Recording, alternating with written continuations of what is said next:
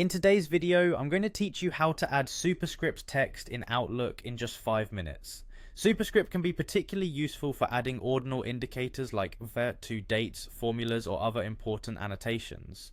We'll walk through this process from start to finish, ensuring you have all the tips and guidance needed for a smooth experience. So, let's get started. First things first, you'll need to navigate over to the Outlook login page. If you're not already signed in, simply head over to the Microsoft 365 Outlook login page. You can find it easily through a quick web search or by going directly to the Microsoft website.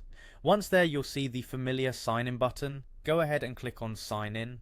If you already have an account, you'll just need to enter your credentials in the provided fields. In case you don't have an account, you'll need to create one, but for the purposes of this demonstration, let's assume you're all set up and ready to go. After successfully signing in, you'll be directed to the Outlook Mail homepage. This is your hub for emails where you compose, read, and manage your messages. Now, before we get into the specifics of adding superscript, it's important to familiarize yourself with this interface if you're not already, as it will make following along much easier. Next, in your Outlook Mail, navigate towards the area where you typically compose a new email. You can do this by clicking on the New Message button, often located in a prominent position on the page, which may vary slightly depending on updates to the Outlook interface. A fresh message window will open up, and here is where you'll be typing your text and adding the superscript. Begin typing the body of your email as you normally would.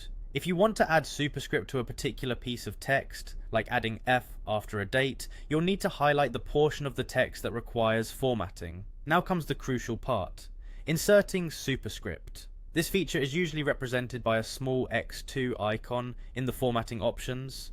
You'll typically find this icon in the toolbar of the Email Composer window, near other text editing tools like bold, italic, underline, and so forth.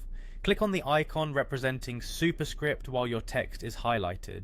This action will immediately apply the superscript formatting to your selected text, allowing letters such as th, st, or rd to appear smaller and slightly above the baseline, indicative of ordinal numbers like 5th, 21st, or 3rd.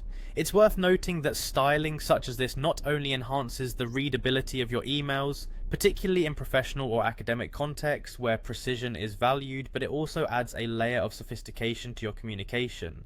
Once you've applied the superscript, go ahead and review the rest of your email for any additional touches you might like to add.